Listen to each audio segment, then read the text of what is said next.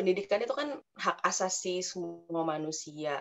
Jadi nggak laki-laki, nggak perempuan, itu ya punya hak atas pendidikan. Tapi pendidikan tinggi itu privilege atau keistimewaan. Saya pengen ngasih semangat kalian kuat gitu, dan insya Allah kalau memang persisten, kalau memang gigih, nanti ada jalan lah menuju cita-cita yang mulia. Perempuan-perempuan yang kuat, yang tangguh, yang lagi dengerin ngobrol kita hari ini, terus semangat, terus mengasah diri, karena ya itu tadi, perempuan adalah ibu dari peradaban. Apa kabar Kak Ines? Baik, alhamdulillah, luar biasa. Teh Damai, apa kabar?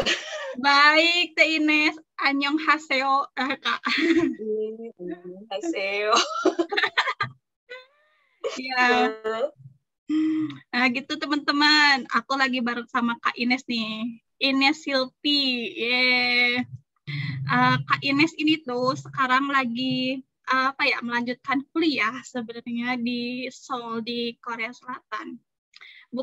Niatnya nggak tahu sih mau ketemu opa-opa atau gimana, nanti kita tanya-tanya. Nah, tapi dulunya juga Kak Ines ini tuh program koordinator juga di sebuah NGO gitu kan. Habis itu juga pernah master degree juga. Waktu itu dapat Erasmus di 4 negara ya Kak ya? Iya, yang bikin program 4 negara, tapi kuliahnya sih di 3 negara gitu. Di Portugal, Spanyol, sama Jerman. Di Portugal enggak, tapi di Denmark, Jerman, sama Spanyol. Oke. Itu jurusan Environmental Studies ya? Waktu dulu Environmental Studies. Nah, itu dulunya. Sekarang lanjut lagi kuliah ya kayak di KDI School Public Policy and Management ya? Itu Master juga Kak apa? Iya, yang sekarang master, jurusannya Master of Public Management. Nah, itu guys. Jadi 2 kali nih masternya. Nah, oke Kak. Langsung aja ditanya nih, ditodong Kak, langsung Kak. Kenapa sih Kak? Maksudnya kan udah tuh dulu master gitu kan. Kenapa lagi gitu sekarang? Karena sekolah master itu menyenangkan, dan saya mau mengulang pengalaman yang menyenangkan itu lagi. Jadi saya ambil master lagi gitu. Ya Allah, pengalaman menyenangkan loh. Oh, jadi kayaknya senang belajar gitu ya? Iya, kayaknya sih senang belajar, tapi senang jalan-jalan juga. Oh, senang belajar, senang jalan-jalan. Itu Kak, alasan kuatnya itu aja? Apa ada lagi? Alasan kuat, kayaknya pengen memperlebar zona nyaman kali ya. Dan dengan belajar di luar negeri itu kayaknya dapatlah semua pengalaman-pengalaman yang mungkin nggak akan didapat gitu kalau memutuskan untuk belajar di dalam negeri gitu sih kayaknya. Itu. Nah Kak, tadi Kak bilang kalau kita kuliah di luar negeri bisa dapat hal-hal istimewa lah ya, tadi Kakak bilang ya. Bisa kasih contoh nggak? Bisa, boleh nggak? Contohnya kayak apa misalkan yang menurut Kakak itu kayaknya istimewa dan bakal teringat terus? Yang pertama, perjuangan dapetin beasiswanya itu pas naga banget, tapi kamu bakal tahu banget sebenarnya kamu tuh kuat gitu. Jadi kalau kamu persisten, kalau kamu punya keinginan kuat, gigih, dan akhirnya dapet, itu kayaknya luar biasa banget self reward-nya sama yang nanti ke depannya bisa didapat gitu. Terus proses nggak cuman belajar di kelas, tapi juga kayak punya teman-teman dari negara yang beda, ngomong bahasa yang beda, terus dosennya juga punya pandangan yang beda, itu benar-benar akan memperkaya wawasan kita banget, menurut saya sih kayak gitu. Sampai nanti akhirnya ya perjalanan pada saat sampai mau lulus itu juga pasti akan berliku sih gitu yakin, tapi bakal banyak banget rewardnya lah buat kita sendiri kayak gitu. Itu khusus kalau kita lanjutin kuliah di luar negeri ya Kak ya. Nah, Insya Allah. Insya Allah. Nah Kak, berarti kalau misalkan nggak keluar negeri, bisa di dalam negeri itu, aku kan nggak punya kesempatan misalkan keluar negeri nih, seperti Kakak Ines bilang gitu. Nah itu gimana tuh mengatasi kayak, ya aku belum bisa ke sana atau kesempatanku cuman bisanya misalkan kuliahnya di dalam negeri aja nih gitu. Ya sebenarnya nggak apa-apa ya, karena pendidikan itu kan hak asasi semua manusia. Jadi nggak laki-laki nggak perempuan itu ya punya hak atas pendidikan. Tapi pendidikan tinggi itu privilege atau keistimewaan. Saya baru juga sensus 2028 0,5% penduduk yang tamat S1. Jadi buat teman-teman yang punya kesempatan untuk belajar di luar negeri ya raihlah kesempatan itu. Tapi kalaupun masih kesempatan di dalam negeri nggak apa-apa juga, tapi dimaksimalkan sih semuanya, di belajar dalam kelas, terus proses yang di luar kelas itu tadi gitu, karena ya semua pasti akan ada manfaatnya kayak gitu sih. Soalnya juga kalau kita ke dalam negeri juga ada student exchange ya Kak biasanya tuh, kalau nggak salah ya, jadi ada berapa 6 bulan sekali misalkan kan. Iya bisa, kalau universitasnya juga punya kerja sama universitas di luar negeri, ya kenapa enggak gitu, bisa daftar untuk program-program kayak gitu. Nah, oke. Nah, tadi Kak bilang pendidikan tinggi adalah privilege.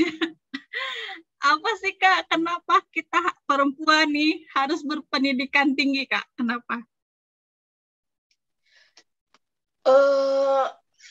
Iya, kalau nyambung perempuan itu kan, kalau dibilang jangan berpendidikan tinggi ya jangan juga ya, kalau nyambung nanti akan jadi ibu terus akan urusannya di rumah. Tapi kalau seorang ibu itu berpendidikan tinggi sih insya Allah bisa akan melahirkan dan mendidik anak-anak yang nanti ke depannya akan punya impact atau bisa bermanfaat di masyarakat banyak gitu. Jadi perempuan jangan takut untuk berpendidikan tinggi. Gitu sih. Itu kan Kak penting ya pendidikan tinggi itu, biar kedepannya juga menghasilkan generasi yang lebih terdidik, lebih baik lah ya. Nah, kalau misalkan Kak kayak tadi misalkan di lingkungannya nih misalkan, kamu mah gitu jangan sekolah tinggi-tinggi ngapain, kan ntar juga balik dapur lagi nih Kak, jadi kayaknya sayang banget gitu uang apalah gitu, jadi nggak disupport nih sama lingkungannya. Itu gimana tuh Kak? Karena itu masih sering selalu mah. Ya, stigma kayak gitu perlu banget untuk digeser ya, jangan sampai jadi mainstream, karena untuk jadi ibu sendiri kalau masih terlalu muda juga nggak bagus juga, secara fisik juga mungkin belum siap juga untuk proses mengandung dan melahirkan, persalinan seperti itu. Dan ya balik lagi ke tadi sih, kalau memang perempuan itu punya kesempatan untuk berpendidikan tinggi kan nantinya dia akan jadi ibu yang lebih baik sih kayaknya ya, kalau terus kita mendambakan masyarakat madani gitu, peradaban yang lahir dari perempuan yang berkualitas dan berpendidikan tinggi, jadinya ke sana sih. Tapi memang ya lingkungan pengaruhi banget, karena apalagi kesempatan ya, karena keluarga saya sendiri, ibu saya guru, dosen gitu. Terus saya juga nggak punya tanggungan finansial gitu ke orang lain, makanya kesempatan untuk saya, dan ini privilege banget gitu, saya bisa kuliah S2 lagi gitu, dan mungkin orang-orang yang lain nggak punya kesempatan seperti saya. Nah ini yang perlu dibuka lagi, ya disadarkan gitu bahwa pendidikan itu penting kayak gitu sih. Oke. That's why Kakak tuh dari awal bilang pendidikan tinggi ada privilege ya, karena support keluarga, support lingkungan juga sangat menentukan. Nah, Kak, kalau misalkan ada yang pengen nih, misal sekolah, jangan jauh-jauh kuliah deh, misalkan, kuliah aja deh di sini, misalnya dari SMA ke kuliah. Tapi kan kalau di pedesaan ya banyak gitu orang tua yang ngapain kuliah, bisa merantau gitu. Nah, buat si anak yang lagi struggle mendapatkan support itu gimana nih, Kak?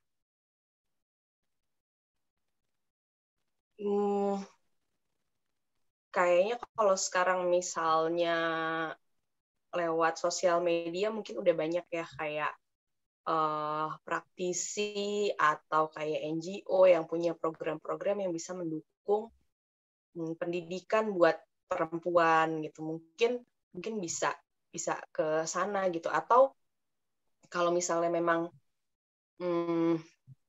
keluarga butuh dukungan finansial, bisa juga kerja dulu misalnya, terus baru kalau udah umur agak kayak udah nggak dianggap anak kecil, mungkin bisa lagi ngobrol sama orang tua bahwa saya juga punya cita-cita, saya juga pengen sekolah di luar, karena kadang kalau orang tua juga pasti kan bawaannya misalnya khawatir gitu, sebenarnya bukan mau membatasi atau gimana ya, tapi kan juga ya tadi perasaan khawatir atau takut anaknya kenapa-napa. Nah itu yang perlu disadarkan juga ke orang tuanya, misalnya dengan kehidupan udah dewasa, saya ini udah bisa manage diri sendiri, kalau saya nanti sekolah di kota lain, saya akan bisa menjaga diri gitu. Nah itu juga bisa jadi cara untuk membuktikan diri gitu ke orang tua atau ke lingkungan sekitar bahwa ya kita udah bisa mandiri dan mengambil keputusan untuk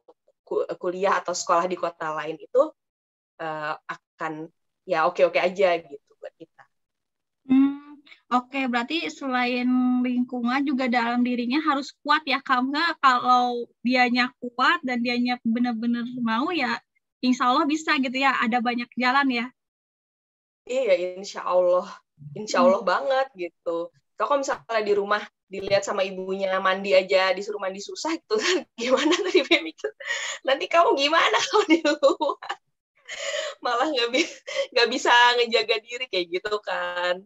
Mungkin hal-hal yang sepele tapi ya itulah yang dilihat orang tua kita sehari-hari kita di rumah kan gitu. Jadi harus bisa ngasih lihat juga bahwa kita udah bisa untuk ngambil tanggung jawab lebih dan tinggal sendiri di luar kota kayak gitu. Tuh, jadi diajak ngobrol, diajak komunikasi orang tuanya. Kalau belum sekarang, gak apa-apa nunggu dulu setahun, kerja dulu. Pokoknya sabar aja gitu ya, Kak. Kalau di Sunda mah lamun ke yang tantu payeng ya, tantu pareng. Gimana bahasa Sunda Abi? Puntennya goreng. Ya. Intinya mah kalau kita sungguh-sungguh pasti ada jalan. Iya benar. Setuju. Setuju. Lamun keuyeng tantu pareng. Eta we lah teh. Kak, tadi kan sebenarnya Kak Ines sudah master nih. Nah, terus gimana pas bilang lagi ke mama, ke apa? Ya mama sih terutama ya. Mas, saya mau misalkan lanjut lagi gitu, kuliahnya lagi gitu. Apa tanggapan dari beliau? Kalau mama karena beliau juga dosen, terus ya ini ceritain kayak kenapa sih sekarang pengen kuliah lagi, terus jurusannya apa, bahwa jurusannya itu memang apa yang sesuai dengan pilihan karir di dunia profesional yang sekarang, terus udah gitu nanti bakal dapet apa di sana, karena banyak banget faktor-faktor yang bikin saya tuh tertarik ngedaftar di kampus saya yang sekarang ini, KDI School of Public Policy and Management ini. International atmosphere dapat banget karena 50% mahasiswanya itu pasti international student kayak gitu. Terus karena mereka mengakomodir diversity itu, di sana juga disediain rumah ibadah atau musola, terus ada unit kegiatan mahasiswa yang juga ada religiusnya, ada seni dan macam-macam. Terus katanya kantinnya juga ada makanan halal, jadi seru banget untuk akhirnya milih kampus ini dan milih jurusan ini gitu. Dan Dan saya tekankan lagi ke mama saya bahwa ya ini pilihan hidup yang akan bikin saya happy. Beliau ya menurut saya, jadi bahwa pilihan yang saya ambil ini bikin saya happy gitu. Nggak hanya tadi menambah pengalaman, menambah pengetahuan ya, tapi yang penting kan happy-nya gitu. Jadi beliau oke. Kak, pertanyaannya tadi lumayan ya, mamanya detail gitu ya, kayak mau wawancara kerja. Oh iya jelas. Udah kayak sales marketing. Itu Kak, berarti salah satu alasan kenapa lanjut lagi kuliah di S2 ya di Korea. Nah, Kak, prosesnya berapa lama sih Kak dari Kakak awalnya merencanakan, habis itu apply, langsung tiba-tiba udah di Korea sekarang. Baru nyampe banget nih guys. Baru 5 hari. Ya makanya lagi di karantina. Oke, jadi kalau pengen ke Korea sih gara-gara ngobrol sama teman sekantor. Dari tahun lalu dia udah berangkat ke sini duluan. Terus cerita-cerita. Nanti di ini ya caption namanya. Kayak apa namanya? Yang dia pelajarin, terus udah gitu ngelihat story-story di Instagram dia. Terus saya juga suka K-drama, K-pop, jadi emang pengen banget ke Korea. Terus ya saya nanya gitu, kapan ada akses untuk pendaftaran lagi, kayak gitu. Terus ya udah dikasih tahu waktu itu bulan April 2021. Terus ternyata bukan 3 minggu itu saya seminggu galau daftar apa enggak. Terus pas udah dipelajarin, ya kan karena cuma 3 minggu ya, jadi maksudnya benar-benar harus effort banget nih dalam 3 minggu ini untuk nyiapin semua persyaratan gitu. Setelah diperkirakan, oke ini kayaknya akan bisa kekejar. Nah di 2 minggu berikutnya ya benar-benar saya kejar, dan alhamdulillahnya itu bulan April akhir, terus pengumuman di bulan Juli pertengahan itu udah final result. Alhamdulillah udah keterima. Wow. Gitu. Jadi sebenarnya udah mulai kuliah tuh dari pertengahan Agustus, tapi karena waktu itu masih belum bisa bikin visa untuk student yang beasiswanya dari non pemerintah Korea gitu. Jadi beasiswa saya dari kampus ya, hitungannya bukan beasiswa yang dari pemerintah Korea, jadi baru bisa bikin visa itu sebulan yang lalu kayak gitu. Pada saat memang student visa udah dibuka lagi kayak gitu. Gitu proses. Berarti tergolong cepat ya Kak, dengan waktu sesingkat itu persiapan gitu ya sampai keberangkatan, kayak ngedadak nggak sih Kak sih termasuk ini? Enggak juga ya? Kalau dibandingin sama proses waktu saya apply beasiswa 10 tahun yang lalu, jadi ketahuan Pak. Tahun iya. Dulu tuh proses pendaftaran 3 bulanan. Terus habis itu nunggunya 5 bulan. Jadi untuk beasiswa ini tuh cepet banget hitungannya, dan karena memang sangat lebih ringan daripada beasiswa biasanya gitu. Jadi ya saya ambil gitu. Yang biasanya harus TOEFL IBT atau IELTS, di sini saya pakai TOEFL ITP gitu. Jadi waktu itu bahkan online ya. Jadi saya nyarinya juga di Instagram, ada yang bisa daftar H-1 gitu untuk TOEFL ITP online. Terus udah gitu untuk persyaratan dokumen, translate pakai Sworn Translator, sekarang kan banyak ya, di Google bisa tinggal dicari gitu, via email juga bisa. Terus kemudian tinggal disahkan oleh notaris yang punya cap bahasa Inggris gitu, bahwa ini memang sesuai dengan aslinya.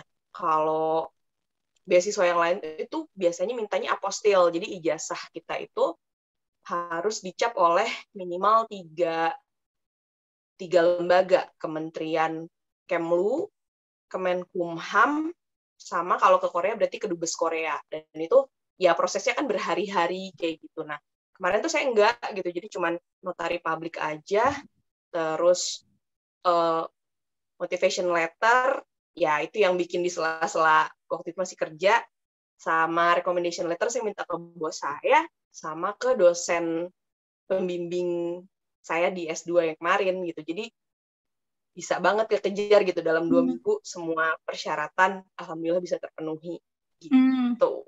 Oke, mantap Kak. Dan satu lagi mungkin juga karena baca juga ya, baca detail. Jadi dengan proses ya dengan waktu singkat juga bisa memenuhi persyaratan dengan baik gitu kan. Iya, harus dipelajari ya waktu yang kita punya, resource yang kita punya, itu kan juga pakai modal ya. Kalau misalnya saya harus contoh lah TOEFL IBT yang internasional itu untuk daftar aja mungkin hamin 1 bulan karena kita juga nggak tahu jadwal yang di Indonesianya, terus itu juga harus offline, biayanya juga sekarang sekitar 3 jutaan, terus hasilnya juga nanti 2 minggu kemudian, itu kan udah banyak waktu banget gitu, belum latihannya. Iya. Soalnya itu effort banget gitu. Nah pada waktu itu karena memang semua persyaratannya nggak seribet itu, ya alhamdulillah sih semua bisa dipenuhi dalam 2 minggu. Gitu. Mantap, keren.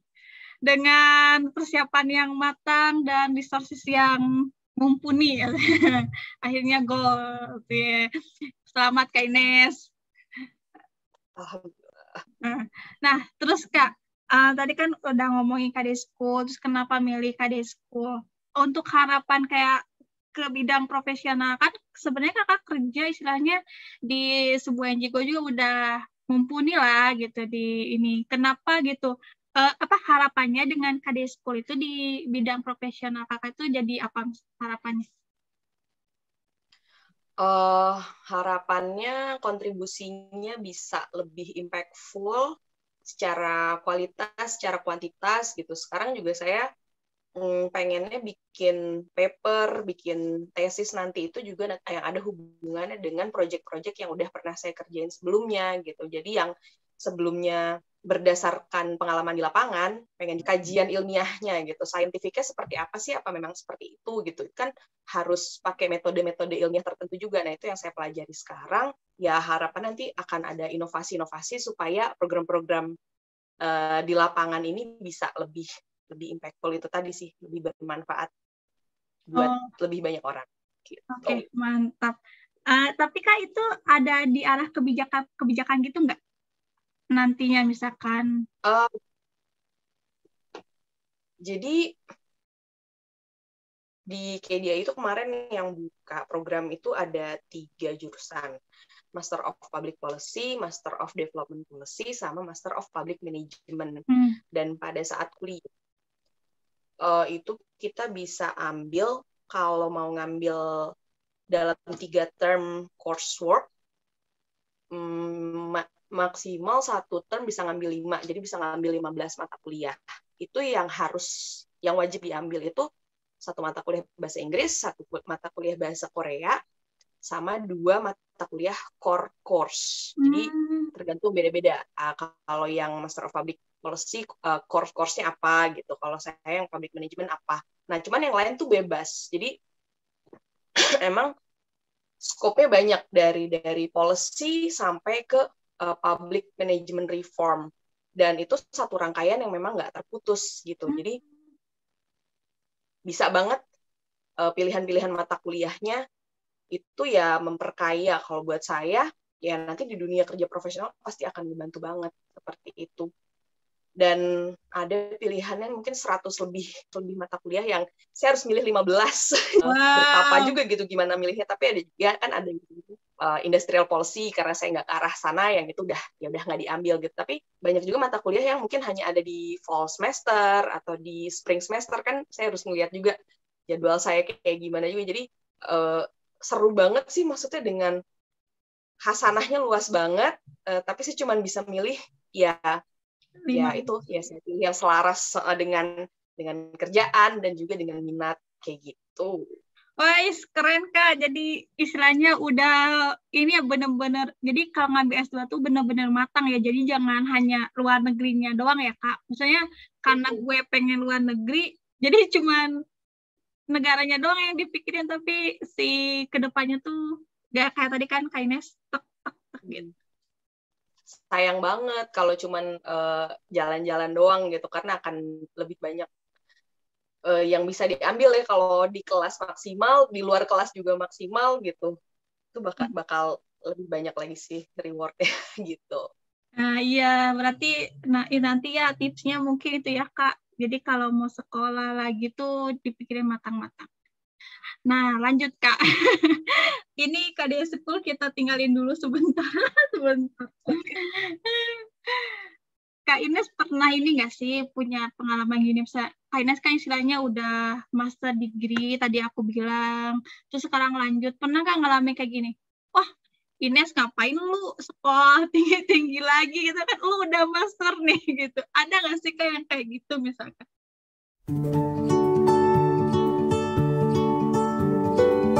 Kalau menurut saya sih jangan terpaku sekolah formal, tapi memang ya kalau pendidikan dasar kan pasti belajar baca, tulis itu standar ya, tapi ke depannya